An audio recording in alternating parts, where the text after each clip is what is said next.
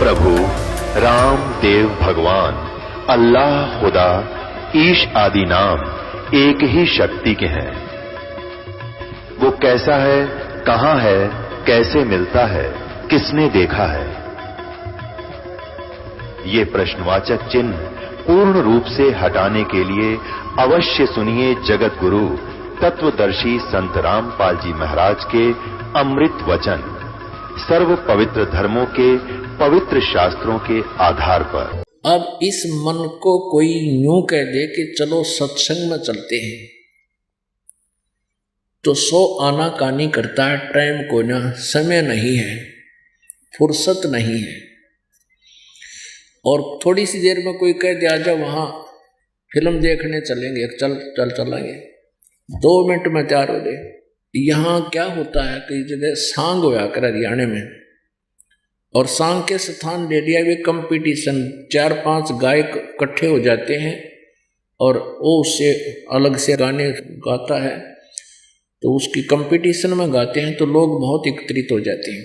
एक भक्त कह रहा था, मेरी मौसी का लड़का, हम एक ही गांव में रहते हैं, तो मैंने उससे कहा कि आजा सत्संग है, गुरुदेव जी सुना रहे हैं, सत्संग में चलेंगे बरवाला। ने बोला मेरे पास टाइम को ना, फुर्सत को नहीं। और देखते ही देखते 3-4 भगत व्यक्ति बात कर रहे थे, वहां बतला रहे थे कि वहां से 4 किलोमीटर दूर एक गांव है, उसमें कंपटीशन हो रहा है। वो तो स्वयं ही बातें कर रहे थे कि वहां वैसे कंपटीशन हो रहा, वो उनके पास से गुजर रहा था, उनके पास गया, कहाँ हो रहा है, कौन से गांव में है, उन पर ले एड्रेस। न बोला रात न पहुंच गया, रात का था, उसी समय पहुंच गया। 4-5 किलोमीटर 1-2 साथी नोर लेकर वहां फदर पैदल गया खेतों में से, और वहां सारी रात बकवाद सुनी, रेत में पड़ा, भूखा प्यासा, वापस आ गया सवेरे। तो इस मन की ऐसी वृत्ति है, अच्छे काम का कितने तो सुनाई नहीं करता, और जो बेमतलब की बात ना तुरंत ग्रहण कर ले। अब आप जी को कोई हम कहते हैं कि ये कार्य नहीं करना, श्राद्ध नहीं निकालने, मंदिर मस्जिद गुरुद्वारों में तीर्थों पर नहीं जाना, क्योंकि परमात्मा की तरफ से निषेध है, वहाँ वो वस्तु नहीं है जिसकी हमें जरूरत है। तो इस बात को नहीं स्वीकार करता। और कोई साधना कर रहा है, एक सोमवार का व्रत रखता है कोई, और उसको कह दे कि अगर शुक्रवार का व्रत रखे तो और ज्यादा पुण्य है, वो शुक्रवार का प्रारंभ कर देता है। यदि कोई जाता है बाबा श्याम जी के, बालाजी जाता है, उसको कह दे कि श्याम जी के वहां जाने से बहुत लाभ है, वहां भी पहुंच जाएगा। और कोई क्रिया कह दे कि इस मंत्र के जाप से बहुत लाभ होता है, वो भी शुरू कर देता है। और परमात्मा के इस यथार्थ ज्ञान की तरफ जिसको कहते हैं कि ये साधना छोड़ दो, ये साधना करो, को नहीं सुनता, ये मन है कत्ती नहीं मानता। अब उसके विषय में क्या बता रहे हैं, मैं तो दे दी है बालम बैरेनु, मत दे दी है बालम बैरेनु। आत्मा रो रही है कि हे भगवान, इस मन के साथ बांध दिया मेरे को, ये अच्छी वस्तु गहरी वस्तु को नहीं सुनना चाहता, बकवादों में शिगर लग जाता है। मैं तो दे दी है बालम बैरेनु, मैं तो दे दी है बालम बैरेनु, मैं तो दे दी है बालम बैरेनु, मैं तो दे दी है बालम बैरेनु। संसारी दी गल्ला चिन्ह नहीं बूझे शब्द जो गहरेनु, संसारी दी गल्ला चिन्ह नहीं बूझे शब्द जो गहरेनु। ये मुर्दों से थी प्रीत लगावे न जाने सतगुरु मेरे नु, मुर्दों से थी प्रीत लगावे न जाने सतगुरु मेरे नु। मैं तो दे दी है बालम बैरेनु, मैं तो दे दी है बालम बैरेनु। श्वेत छतर सिर मुकुट विराज, देखत ना उस चेहरे नु। श्वेत छतर सिर मुकुट विराज, देखत ना उस चेहरे नु। ऊंची थलियां खेती बोवे ये भूल रहे नज डरे नू, ऊंची थड़ियां खेती बोवे ये भूल रहे निज डरे नू, मैं तो दे दी है बालम बैरे नू, मैं तो दे दी है बालम बैरे। ये संसार समझदा नाही कहंदा शाम दोपहरे नू, ये संसार समझदा नाही कहंदा शाम दोपहरे नू, गरीब दास ये वक्त जाते है रोवोगे इस पैरे नू, गरीब दास ये वक्त जाते है रोवोगे इस पैरे नू, मैं तो दे दी है बालम बैरे नू, मैं तो दे दी है बालम बैरे नू, मैं तो दे दी है बालम बैरे नू, मैं तो दे दी है बालम बैरे। अब इसके अंदर बहुत निष्कर्ष दिया है कि ये मन यानी आम व्यक्ति की तरफ भी संकेत है कि संसारी दी गल्ला चिन्ह ना बुझे शब्द जो गहरे नू, और मुर्दों से ती प्रीत लगावे ना बुझे सतगुरु मेरे नू। अब मुर्दे पूजन की आदत बन गई, जैसे कोई संत मर गया, मृत्यु होगी, उसकी एक यादगार बनाई, उस पर माथा टेकन लाग गए, कोई बात हुई है। अब क्या बताते हैं, जैसे कोई वैद्य था, वैद्य की मृत्यु होगी, बहुत अच्छा वैद्य था, नाड़ी नब्ज पकड़ के बीमारी बता देता था, अच्छी औषधि देता था, स्वस्थ कर देता था। अब वैद्य की होगी मृत्यु, अब उसकी किसी ने यादगार बना दी हो, उसकी मूर्ति भी रख दे उसमें। अब वहां कोई व्यक्ति जावेगा, क्या वो मिट्टी का वैद्य उसको कोई दवाई बता देगा? नहीं। तो हमने वैसा ही वैद्य ढूंढना पड़ेगा जो जीवित हो, और वो फिर नब्ज देख के औषधि बताएगा। इसी प्रकार इन झूठे गुरुओं ने हमें गलत मार्गदर्शन करके हमारी बुद्धि को पत्थर बना दिया, पत्थर पुजवा के। हम सोच नहीं सकते कि हम कहाँ जा रहे हैं। और ये पत्थर की मूर्ति बुरी नहीं, जिस मूर्ति से आप लाभ चाहते हो मूर्ति नहीं दे सकती, वो मूर्ति वाला दे सकता है। जैसे आपने श्री विष्णु जी की मूर्ति बना रखी है, वो मूर्ति आपको लाभ नहीं देगी, विष्णु जी लाभ दे सकते हैं। अब जैसे सेब की मूर्ति बना रखी हो, बहुत सुंदर मूर्ति बना देते हैं पत्थर की, और उस सेब की मूर्ति तो सेब के गुणों से परिचित कराती है। ये मूर्ति जिसकी है उसमें ऐसे गुण हैं, तो उस सेब को प्राप्त करना पड़ेगा, ना कि उस पत्थर की मूर्ति सेब के साथ मत्था पचाई करने से लाभ होगा। उस सेब की मूर्ति को देखने से उनके गुणों का ज्ञान होता है, ये कैसी है, मीठी है। और फिर उस सेब को ढूंढना पड़ेगा, प्राप्त करना पड़ेगा। वो कैसे मिलेगी? उसके लिए पहले मजदूरी करनी पड़ेगी, 10 रुपए जेब में डालने पड़ेंगे, फिर मार्केट में जाकर सेब पुकारनी पड़ेगी, जो सेब मिले। ऐसे ही यदि आप विष्णु जी की पूजा करते हो तो उस पत्थर की मूर्ति से कुछ नहीं होगा, विष्णु जी प्राप्त करना पड़ेगा। कैसे मिलेंगे वो? उनका एक मंत्र है जो दास आपको देता है, शुरुआत वहीं से करते हैं, क्योंकि यहाँ के जो सुविधाएं हमें इनके माध्यम से मिलेंगी। इनकी मजदूरी हमने करनी है, पूजा नहीं करनी है। पूजा, आदर और पूजा और मजदूरी में बहुत अंतर है। हम पूजा करेंगे अपने इष्ट की, और साधना हम करेंगे, जैसे मजदूरी करेंगे इनकी भी, क्योंकि जैसे हम यहाँ काल के लोक में आगे हैं, और जैसे कोई विदेश चला जाओ और वहाँ उसका कोई नुकसान हो जाए, फैक्ट्री वगैरह लगा रखी हो, तो उसकी कनेक्शन भी कट जाता है, बिजली का, पानी का कनेक्शन भी कट जाता है, और भी बहुत सी असुविधाएं उसको हो जाती हैं। तो फिर उसको पुनर्चलाए बिना उसकी फैक्ट्री नहीं चले। तो कोई जानकार व्यक्ति, कोई अच्छा प्रभावशाली व्यक्ति उन महकमों को जाकर गारंटी देता है, इसके कनेक्शन जोड़ दो, मैं इसका गारंटर बनता हूं। तो पुनः उसकी वो कनेक्शन जोड़ दिए जाते हैं। फिर वो मजदूरी करके, उनके टैक्स भर के अपना काम चलाता है। ऐसे ही आप जी यहाँ काल के लोक में आगे हो और यहाँ काल के लोक में आप आकर के अपने पुण्य समाप्त करके निर्धन हो गए हो। अब आपका सब कनेक्शन कट गए हैं। ये दास आपका गारंटर बनेगा और आपको इन सभी भगवानों को जिससे आपको राहत मिलनी है, जो हमारे इस सब कमलों के अंदर हैं, इनका गारंटर बनकर आपको कनेक्शन जोड़ेगा। आपके मजदूरी आप न करके इनके टैक्स भरने हैं, इनका जो किराया देना है, जो इनका टैक्स है वो देना है। लेकिन पूजा हम सतलोक में जाने के लिए सब साधना करेंगे, क्योंकि इनके ऋण से मुक्त हो जाएंगे, तब हम सतलोक जा सकते हैं। उसके लिए हम यहाँ करें।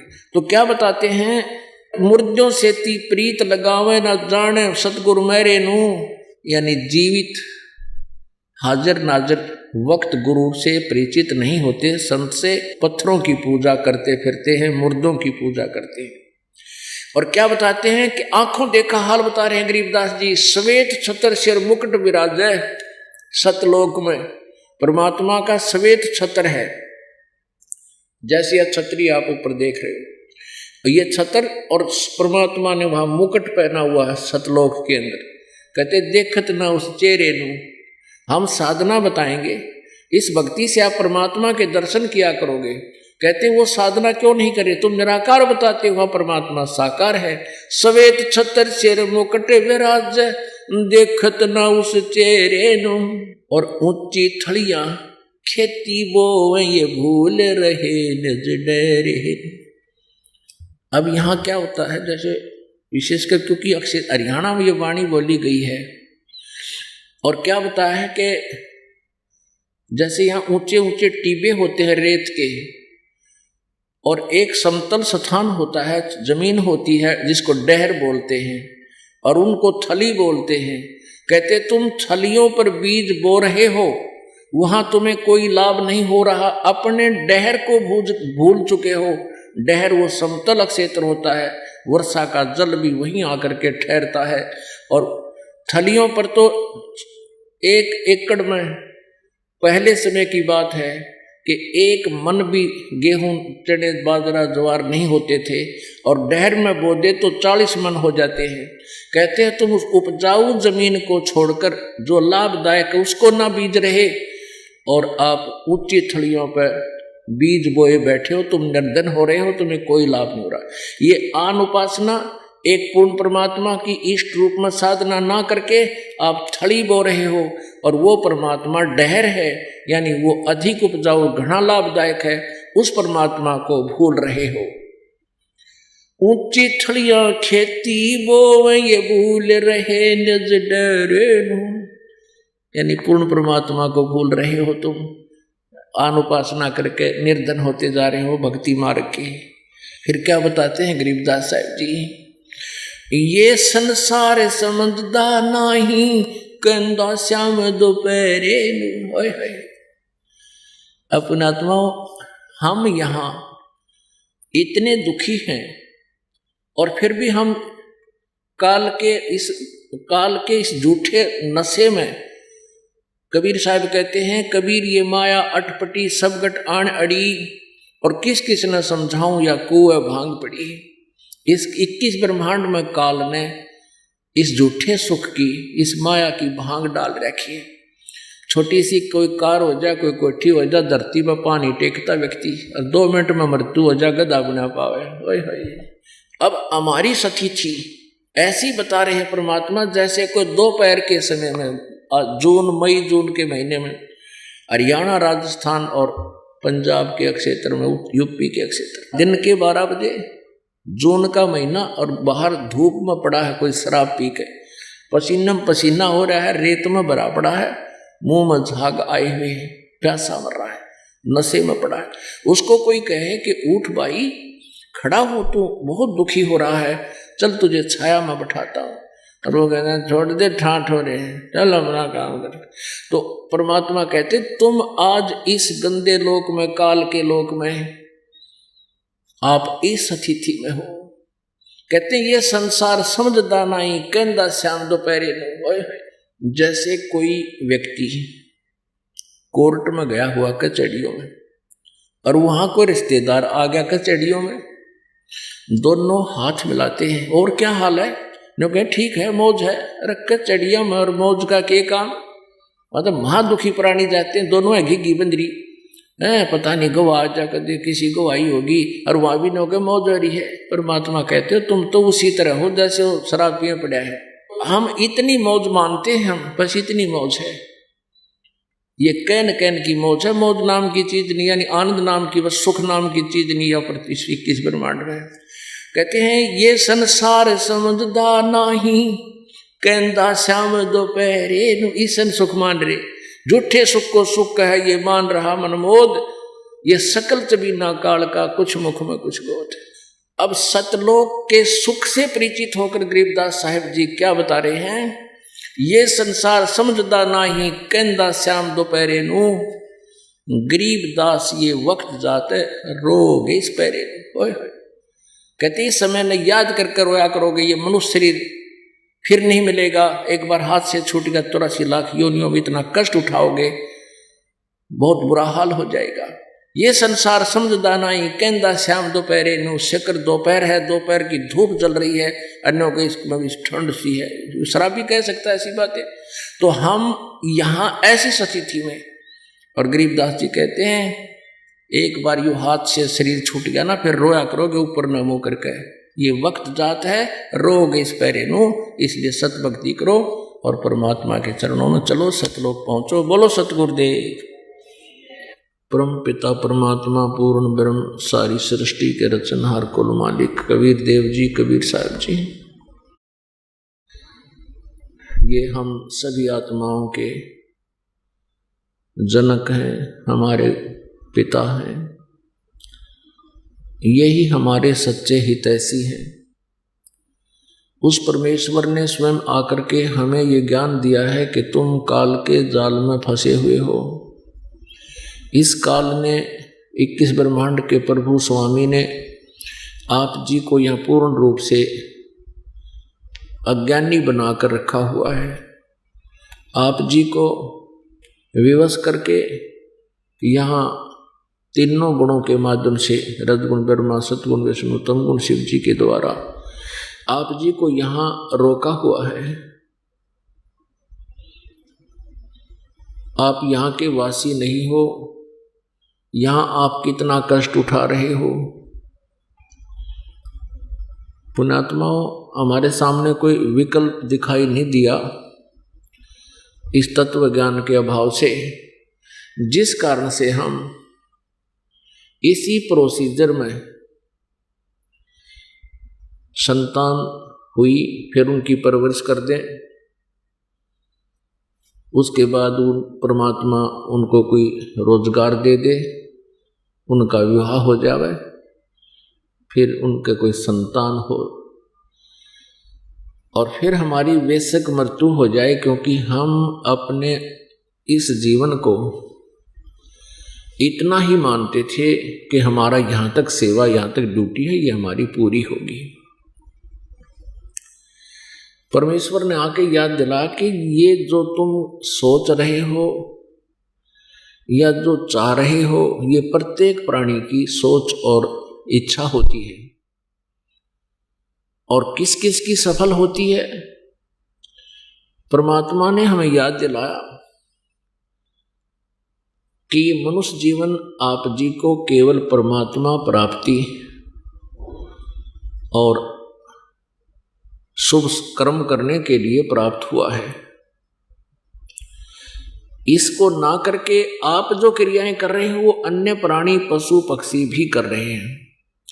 आपसे अधिक ममता, आपसे अधिक लगाव, उनकी परवरिश करने में आपसे भी अधिक स्नेह से वो परवरिश करते हैं अपने बच्चों की। जैसे चिड़िया है, काबर है, कबूतर है, अपने बच्चों को जो आहार कराते हैं, पहले वो बाहर जाते हैं, वहाँ से अपने चोंच में, अपने मुख में उनके लिए आहार लेकर आते हैं, अपने मुंह से निकाल कर अपने बच्चों को खिलाते हैं।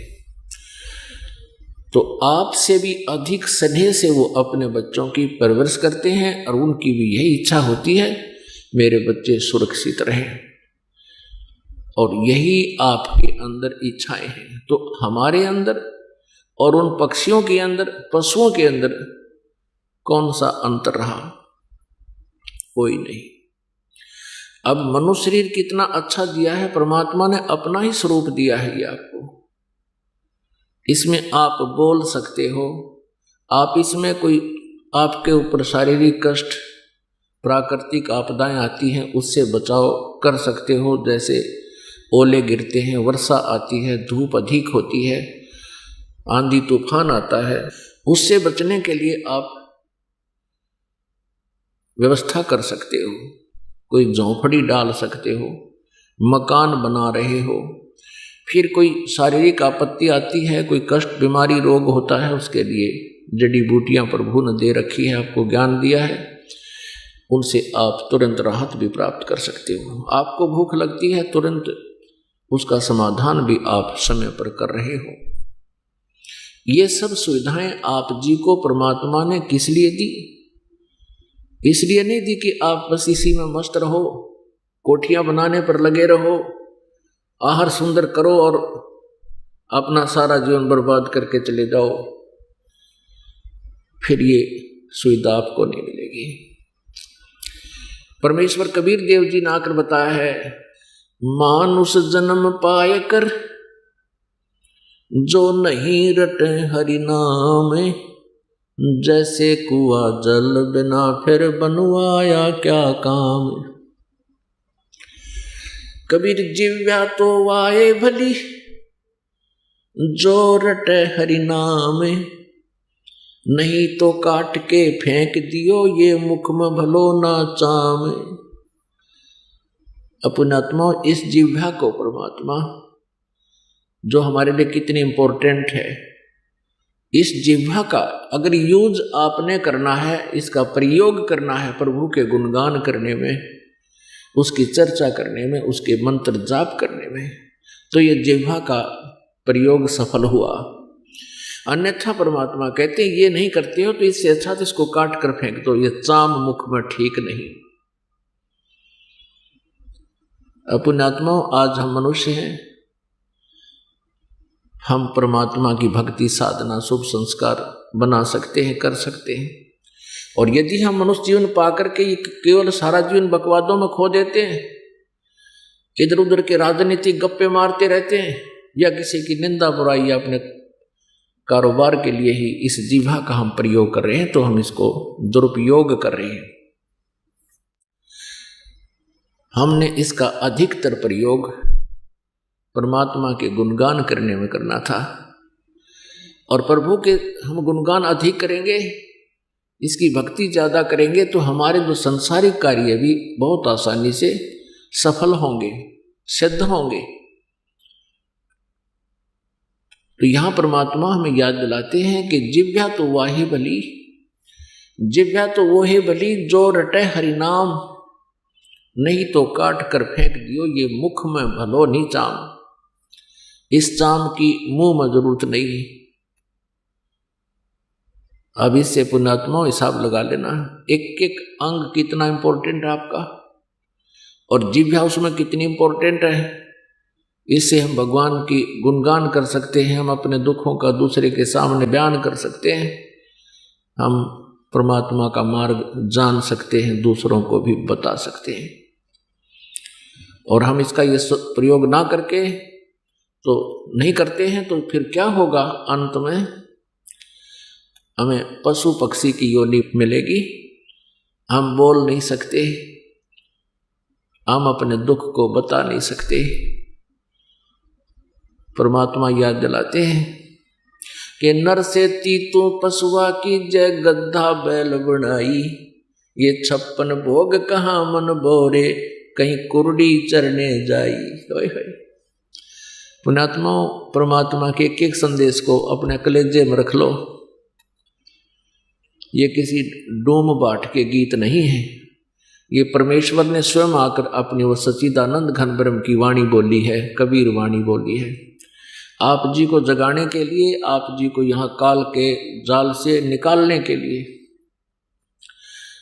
क्योंकि हमारे ऊपर काल ने, इस 21 ब्रह्मांड के स्वामी ने इस ब्रह्म ने हमारे अंदर हमारी आत्मा पर 3 इंजेक्शन लगवा दिए। जब ये बच्चा माँ के गर्भ से बाहर आता है, ये 3 इंजेक्शन तुरंत लगा दिए जाते हैं। रजगुण ब्रह्मा जी के द्वारा, सतगुण विष्णु जी के द्वारा और तमगुण शिव जी के द्वारा। माँ के गर्भ में इस आत्मा को अपना पूर्ण ज्ञान होता है, मैं कौन था, मैंने पिछले जन्मों में क्या क्या जुल्म किए, भक्ति ना करने से आज मैं कितना कष्ट उठा रहा हूँ।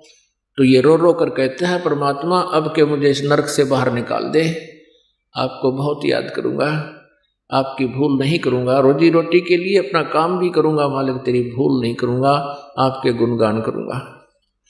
काल को ये चिंता बनी हुई है कि यदि इसको परमात्मा याद रह गया और पिछले संस्कार इसको याद रहे तो ये भाग जाएगा तेरे जाल से। तो तुरंत इसने अपने तीनों पुत्रों को, ब्रह्मा जी को रजगुण युक्त कर रखा है, विष्णु जी को सतगुण युक्त कर रखा है और शिव जी को तमगुण युक्त कर दिया। अब ना तो ब्रह्मा विष्णु महेश के बस की बात, ये खुद अपनी माता दुर्गा के सामने देवी पुराण में कहते, हे माता, यदि आप हमारे ऊपर दयालु हो, आप हमें इतना स्नेह देते हो, तो मुझे तमगुण क्यों बना दिया, शंकर जी कहते हैं, और विष्णु जी को सतोगुण क्यों बना दिया और ब्रह्मा को रजगुण युक्त क्यों कर दिया। इनको मालूम है कि हमारे कारण ये इतनी दुर्गति इन प्राणियों की हो रही है। जैसे एक मिर्च होती है,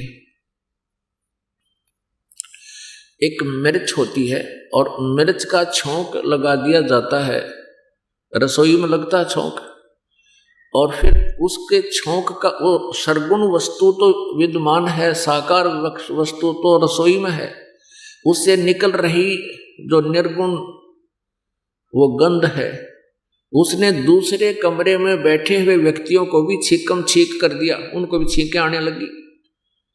अब उनकी बस की बात नहीं छींकना आवे, ये मिर्च के बस की बात नहीं, क्योंकि उसका गुण हो गया और गुण युक्त कर दिया, वो पहले कर रखी है गुण, इस मिर्च इस गुण युक्त, तो उस मिर्च से निकला हुआ जो गुण उसने छींके आई, वो जीव रोक नहीं सकता, उसके बस की बात है। ऐसे ही इस काल ने अपने तीनों पुत्रों के द्वारा हमारे इंजेक्शन लगा दिए तुरंत।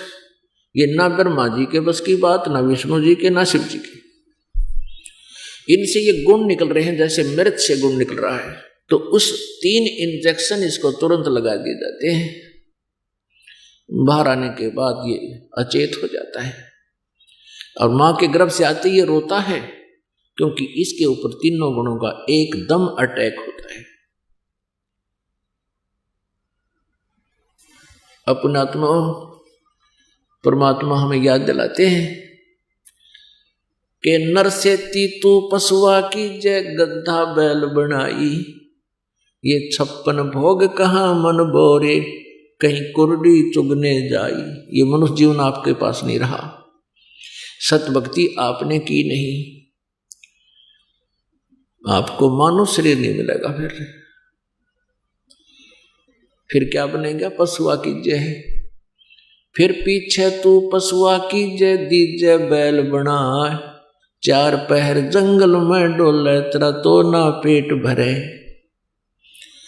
सिर पर सींग दिए मन बोरे, दूमत मच्छर उड़ावे, कंधे जुआ जोते कुआ, फिर कंधों का भूस खावे। पुण्यात्मा, आज हम मनुष्य हैं और मनुष्य जीवन में हमें विशेष सुविधाएं प्राप्त हैं। हम ये सोचकर भी कंफर्म नहीं कर पाते कि हम पशु बन जाएंगे, हमारे ये विश्वास होता को नहीं। ठीक है, कहते हैं अपनी बुद्धि काम ना करे तब किसी समझदार से सलाह ले लेनी चाहिए। तो परमेश्वर ने तत्वदर्शी संत बन करके यहाँ लीला की और ये ज्ञान बताया कि तुम्हारे साथ ऐसा ही बनेगा, जो परमात्मा हमें संदेश देकर गए, और ऐसा करोगे तो फिर इन आपदाओं से आप बच जाओगे। ये भी जानकारी परमेश्वर ने दी है कि तुम ऐसा करोगे तो ऐसा फल होगा। इसका समाधान ये बताया कि पूर्ण संत से, पूरे गुरु से उपदेश लोगे तो ये आपके ऊपर आने वाली जो आपदाएं हैं ये टल जाएगी। नकली गुरुओं से नहीं टलेगी। तो क्या बताते हैं कि फिर पीछे तू पशुआ की दीज बैल बना। कि शरीर छूटने के बाद सतभक्ति जो नहीं करते और भक्ति भी कर रहे हैं नकली गुरुओं के पास बैठे, उनकी भी दुर्गति होगी। क्योंकि पूरा गुरु हो, सच्चा ज्ञान हो और शिष्य की श्रद्धा अटूट बनी रहे आजीवन, तो मोक्ष में कोई संदेह नहीं है। मर्यादा में रहें, मर्यादा तोड़ देने से भी आपको लाभ बिल्कुल नहीं होगा। अब क्या बताते हैं कि फिर पीछे तू पशुआ कीजिए दीजिए बैल बना। आज पुण्यात्माओं, अपने कोई कष्ट होता है हम तुरंत बता देते हैं, डॉक्टर की सलाह लेते हैं, औषधि लेकर के हम निरोग हो जाते हैं। थोड़ी सी पीड़ा होती है, हम समाधान प्राप्त कर लेते हैं और फिर हम पशु बन जाएंगे। भक्ति ना करने से दिव्यात सोए भली जो रटे हरिनाम, और नहीं तो काट के फेंक दियो यो मुख में भलो नीचा। कितनी वैल्यू बताई है दिव्या की, और इसका सदुपयोग ना करने से फिर कितनी दुर्गति को आप प्राप्त होगे। बैल बनोगे, बैल बनोगे और फिर क्या होगा, जुबान बंद होगी। पुण्यात्माओं, परमात्मा की इस रोशनी से इस दास को जब ये प्रकाश हुआ, परमात्मा की एक एक शब्द, एक एक वाणी हृदय में जगह बनाने लगी और पिछला बीता हुआ इतिहास सामने आने लगा। इस दास का जन्म किसान परिवार में हुआ। घर में खेती करते थे, माता पिता चाचे ताऊ सब मिलकर बैल रखते थे। एक बैल था, उसके पैर में कील लगी।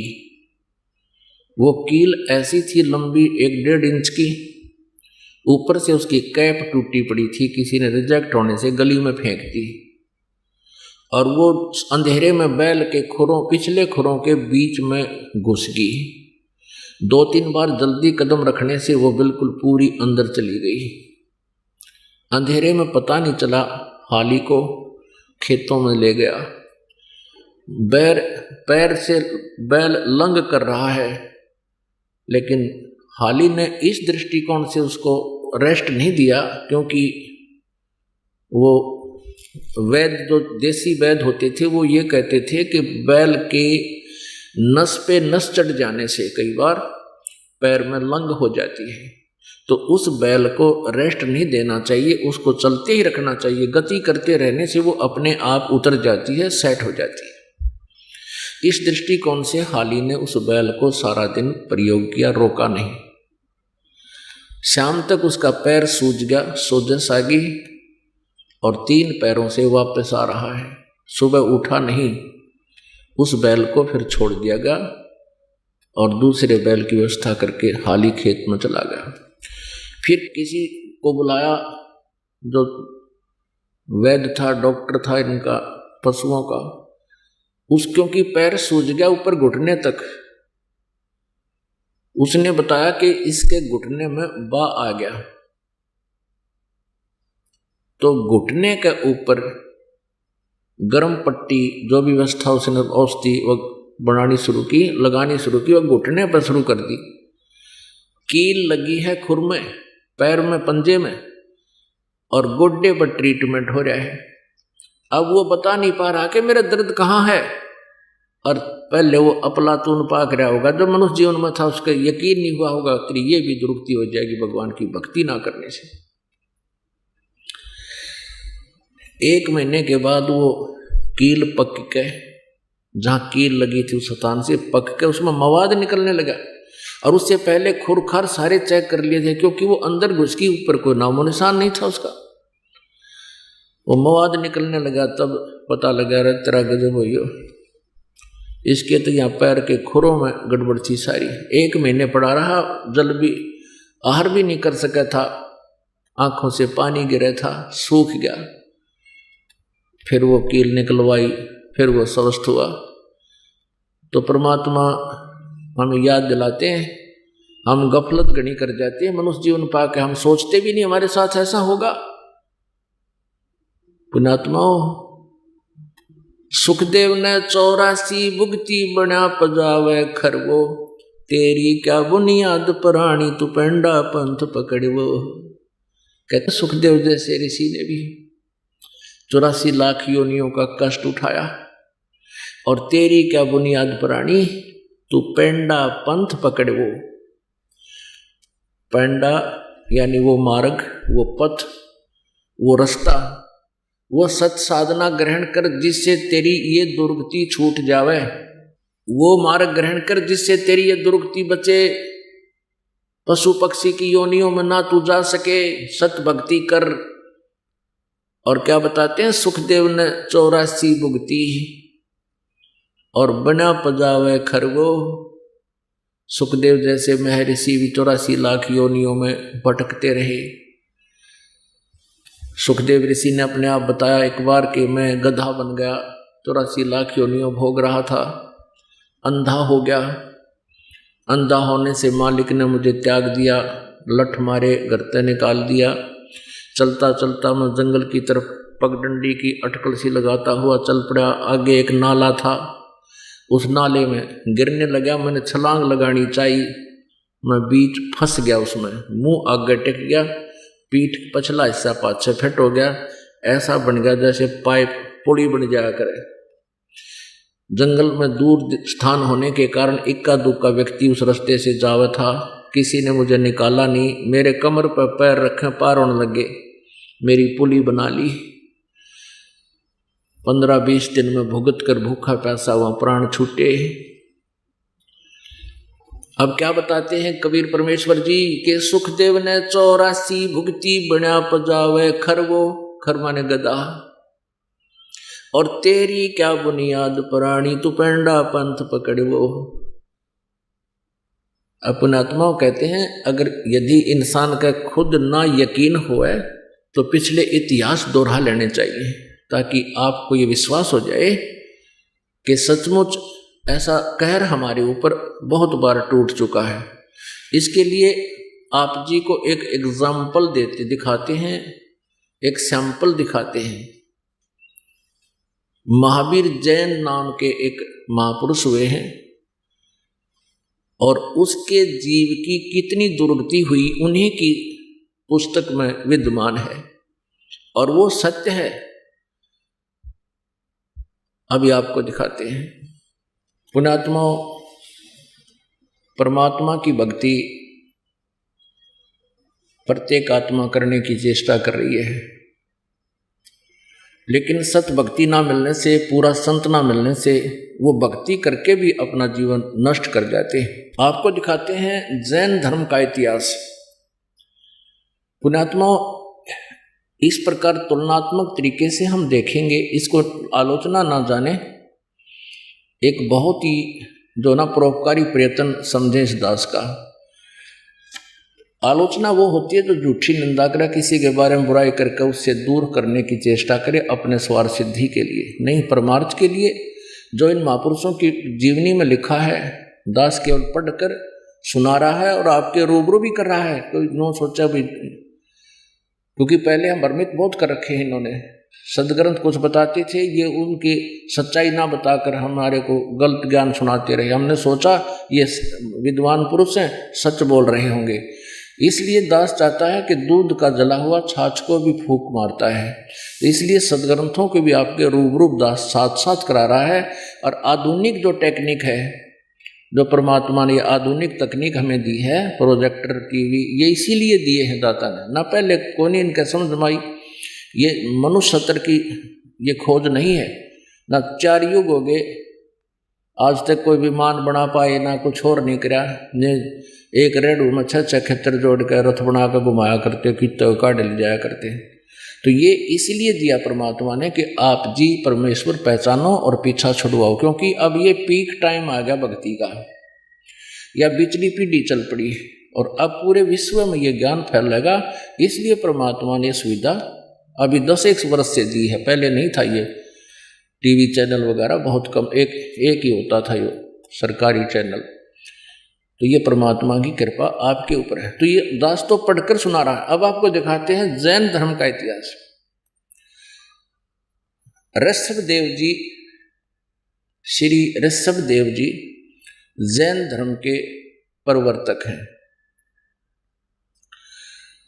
और उन ऋषभ देव जी को पूर्ण परमात्मा मिले थे आकर के, क्योंकि परमात्मा कहते हैं गोता मारूं स्वर्ग में जा बैठूं पाताल, और कह कबीर ढूंढता फिरूं अपने हीरे माणिक लाल।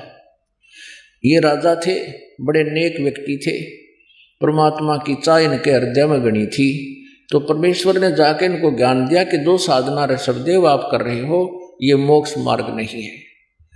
गरीबदास जी ने अपनी वाणी में लिखा है कि ऋषभदेव का आया कवि नाम में करतार, वो कवि नाम का करतार कबीर देव ऋषभदेव के गया था और ये बताया था मैं वो कवि हूँ, वो कवि देव हूँ, कवि देव कवि साहब जिसको हम कबीर देव बोलते हैं, जो जिसके विषय में वेदों में लिखा है मैं वो भगवान हूँ। अब ऋषभदेव जी को इस बात का बड़ा विश्वास हुआ कि वेदों में ऐसा ही ये ऋषिगण बताते हैं, तो उन्होंने अपने ऋषि महर्षियों से भी बात की जो उनके गुरु थे। उन्होंने कहा कि ये झूठ बोलता है, ऐसा कोई विधान नहीं है वेदों में। तो ऋषभदेव जी को भक्ति की प्रेरणा तो बहुत जबरदस्त लगी, भगवान के पाने की एक विशेष प्रेरणा होगी, क्योंकि परमात्मा ने, पुण्यात्माओं क्या होता है, परमात्मा ने उनके वह जोत जगा दी, भक्ति की प्रेरणा पैदा कर दी। जैसे जो पुण्यात्मा होती हैं उनको दो चार बातों में ही एक विशेष कसक बन जाती है और भक्ति की तरफ वो अग्रसर हो जाते हैं। जैसे एक जोत होती है, घी होता है कटोरी में, उसमें एक ज्योति लगा दी जाती है और वो ज्योति किसी समय बुझ जाती है तो उसमें घी विद्यमान है, ज्योति भी विद्यमान है, तो वो तुरंत सींक लगा दी माचिस की, वह जग जाती है। जो पुण्यकर्मी प्राणी होते हैं उनके पिछले अधूरे संस्कार रह जाते हैं, उनके अंदर भक्ति संस्कार हैं तो तुरंत वो भक्ति पर अग्रसर हो जाते हैं। और जिनके ऐसी पिछली संस्कार नहीं है तो उनको नए सिरे से पहले ये दान धर्म भक्ति करवा कर, सत्संग सुना कर, उनके कर्म बना कर फिर वह ज्योत जगाई जाती है, शुरुआत उनकी भी हो जाती है। तो एकदम इतनी प्रेरणा बन गई प्रभु के पाने की, परमात्मा ने बहुत ऐसे जैसे दास आपको बता रहा उन्हीं का दिया हुआ ज्ञान, यही ज्ञान उनको सुनाया कि ऐसी दुर्गति होगी, भक्ति नहीं करोगे तो ऐसा हो जाएगा। वो एकदम फड़क के परमात्मा पाने की तरफ हुई। अब वो तो एक बार आए महाराज जी तो परमेश्वर, और वो गुरु उनको रोज मिला करते ब्राह्मण लोग, क्योंकि पैसे के लालची राजा के घर प्रतिदिन चक्कर लगाया करते। तो परमात्मा के ज्ञान को तो भुलवा दिया, लेकिन फिर भी वो प्यारी आत्मा भक्ति बिना रह नहीं सके, ऐसी तरफ जगा दी परमात्मा ने उनकी। अपने बच्चों को सबको राज्य त्याग दे करके वो परमात्मा प्राप्ति के लिए अपने मनमुखी बनकर, जैसे उन ऋषियों से ज्ञान था, वो ओम नाम का जाप और साथ में हठ योग कर दिया। 1000 वर्ष तक तप किया, 1 वर्ष तक मौन धारण किया। अभी आपको उनकी डिटेल बताते हैं। तो कहने का भाव यह है कि उस समय ऋषभदेव जी के जहां से इन्होंने ये स्टार्ट किया भक्ति, उस समय केवल एक ओम नाम होता था, दूसरे साधना का इन ऋषियों को भी पता नहीं। तो ओम नाम का जाप और साथ में हठ योग, जो इस काल ने ब्रह्मा जी को आकाशवाणी से कहा था जब ये कमल के फूल पर बैठा था, तप करो तप करो। ब्रह्मा जी ने 1000 वर्ष तक तप किया। तो वो काल ब्रह्मा जी ने सोचा कि ये भगवान का आदेश है, लेकिन ये वेदों में प्रमाण नहीं है। वेदों में ज्ञान जो है पूर्ण परमात्मा द्वारा दिया गया है, वो ब्रह्म के अंतःकरण में फीड कर दिया था। ब्रह्म ने समय आने पर उसको बाहर करना पड़ा।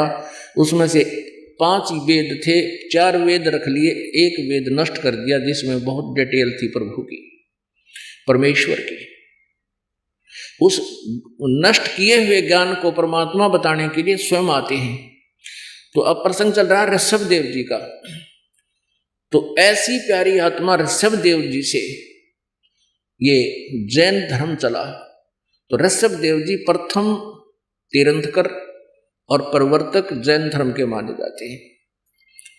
अब इनकी दास ये बताना चाहता है सत भक्ति ना करने से भक्ति करते हुए भी दुखी रहे प्राणी। ये देखिएगा, जैन संस्कृति कोश, जैन इतिहास संस्कृति कला एवं पुरातत्व। ये कहाँ से छपा है? जैन संस्कृति कोश, जैन इतिहास, संस्कृति कला एवं पुरातत्व, प्रथम खंड। लेखक है प्रोफेसर भागचंद्र जैन, भास्कर। और सम्मति प्राच्य शोध संस्थान नागपुर, कला एवं धर्म शोध संस्थान वाराणसी। ये पूरा पेज देखो इसका। अब ये प्रकाशक है जैन संस्कृति कोश, प्रथम खंड। लेखक है प्रोफेसर भागचंद्र जैन, भास्कर। प्रकाशक ये दोनों मिलकर हैं।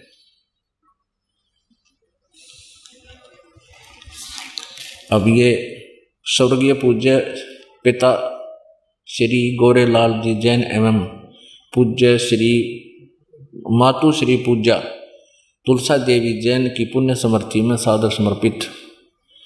ये यहाँ तक। अब इसके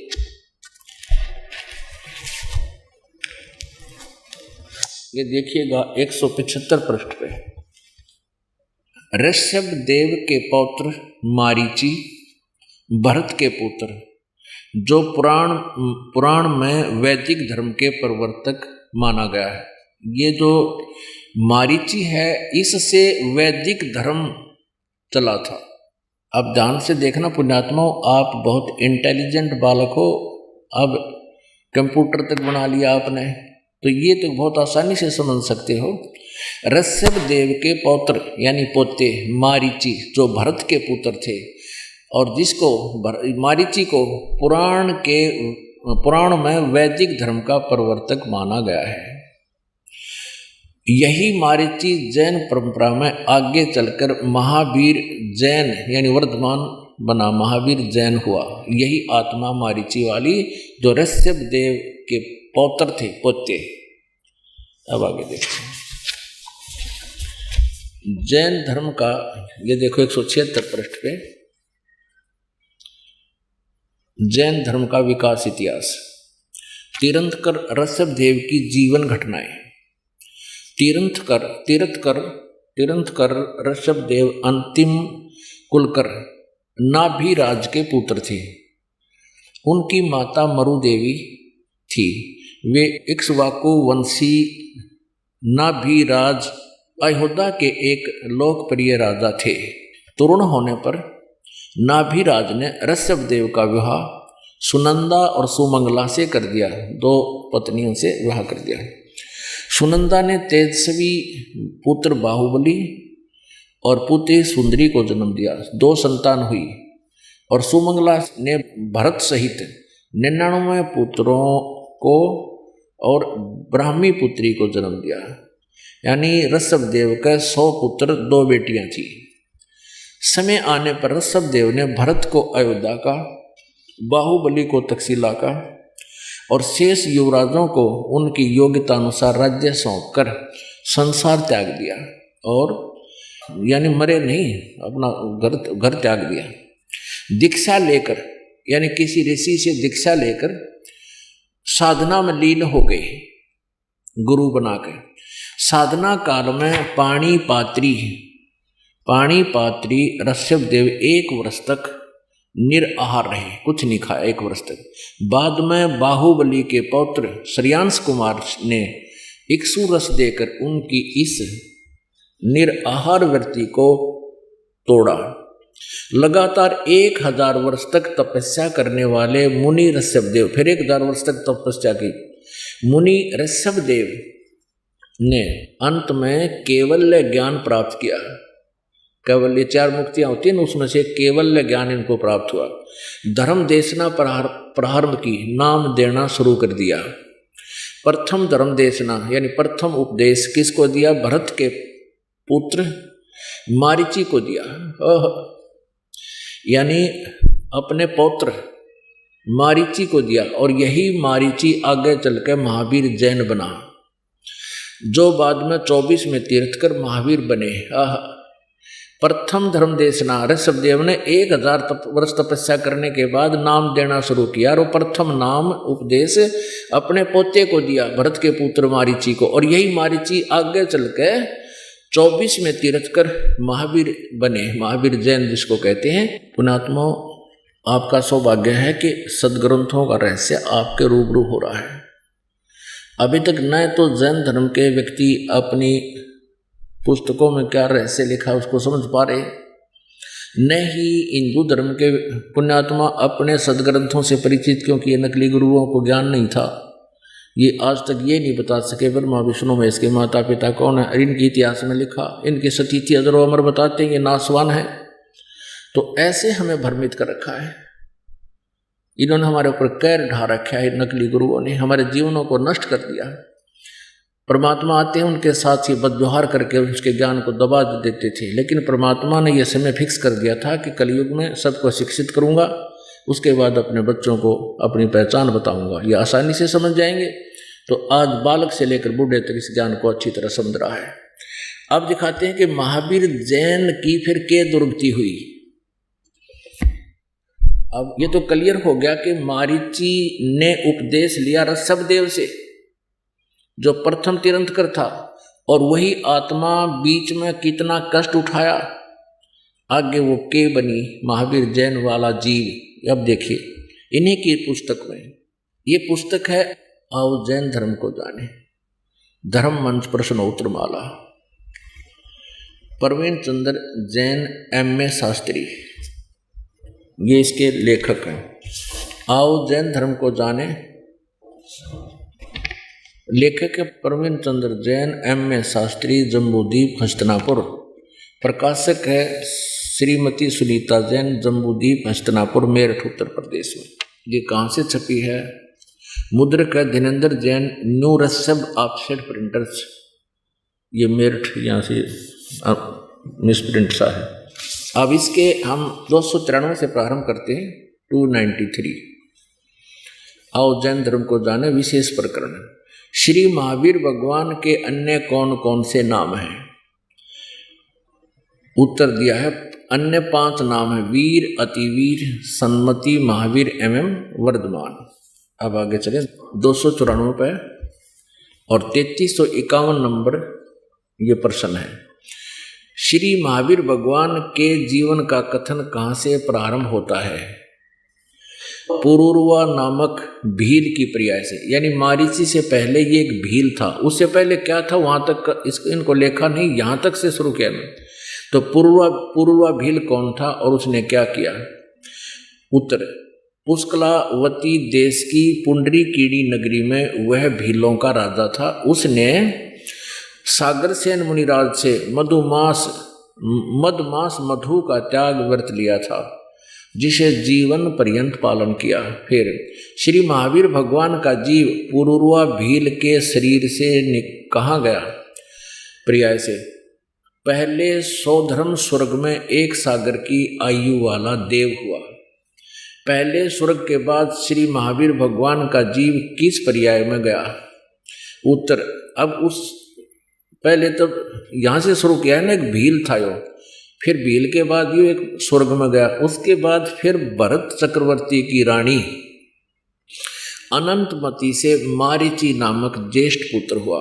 ये मारीची वही है ऋषभदेव का पोता, और यही आगे चल के ये जीव महावीर जैन बना, पुत्र हुआ। मारीची के शरीर से महावीर भगवान का जीव किस पर्याय को गया? ब्रह्म स्वर्ग में देव हुआ। अब देखो, ऋषभदेव से उपदेश लेकर, उस महान आत्मा से उपदेश लेकर ये स्वर्ग में चला गया, क्योंकि ओम नाम का जाप पहले दिया जाता था, और ओम से ब्रह्म लोक की प्राप्ति होती है। ब्रह्म लोक को होते स्वर्ग लोक, महास्वर्ग, ब्रह्म स्वर्ग को हो। ब्रह्म स्वर्ग के बाद श्री महावीर भगवान का जीव किस पर्याय में गया? अयोध्या नगरी में कपिल ब्राह्मण की काली स्त्री से जटिल नामक पुत्र हुआ। फिर स्वर्ग में गया। फिर सूतक नामक गांव में अग्निभूत ब्राह्मण की गौतम स्त्री से अग्निशय नामक पुत्र हुआ। फिर स्वर्ग में गया।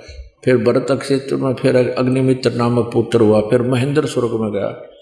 हम अपने काम की बात पर आते हैं। 295 पर मंदिर नगर में सालकाय ब्राह्मण की पत्नी से भारद्वाज नामक यही पुत्र, भारद्वाज भी यही ऋषि हुआ पुत्र, और फिर भारद्वाज के शरीर से महावीर भगवान का जीव कहाँ गया? महेंद्र स्वर्ग में देव हुआ, उस महास्वर्ग में, ब्रह्मलोक में।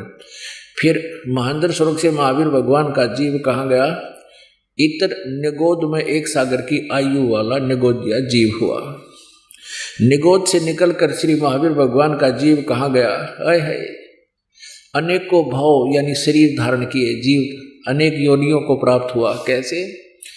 1000 बार आँख वृक्ष के जीवन भव, और 80,000 सीप के भव, 20,000 नीम वृक्ष के भव, 90,000 बार केली वृक्ष के भव यानी केले के वृक्ष बना, 3,000 बार चंदन वृक्ष के भव, 5 करोड़ बार कनेर वृक्ष के भव, 60,000 बार वैश्या के भव, वैश्या, और 5 करोड़ बार शिकारी के शरीर भव, और 20 करोड़ बार हाथी, 60 करोड़ बार गधे के भव। ओ तेरा गजब यह 30 करोड़ बार कुत्ते का जीवन, 60 करोड़ बार नपुंसक के भव, 20 करोड़ बार स्त्री के भव, 90 लाख बार धोबी के भव, 8 करोड़ बार घोड़े के भव, 20 करोड़ बार बिल्ली के शरीर भव, और 60 लाख बार गर्भपात से मरण है, माँ के पेट में मर गया,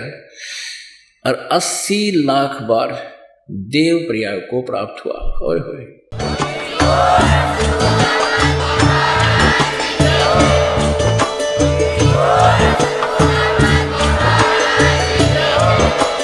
आप सुन रहे थे जगत गुरु तत्वदर्शी संत रामपाल जी महाराज जी के मंगल प्रवचन। अधिक जानकारी के लिए विजिट कीजिए हमारी वेबसाइट www.jagatgururampalji.org। संत रामपाल जी महाराज जी के शुभ आशीर्वाद से पूरे विश्व भर में 500 से भी ज्यादा नाम दीक्षा केंद्र हैं, जिन पर संत रामपाल जी महाराज जी द्वारा ऑनलाइन निःशुल्क नाम दीक्षा दी जा रही है। अपने नजदीकी नाम दीक्षा केंद्र का पता करने के लिए संपर्क करें 8222880541।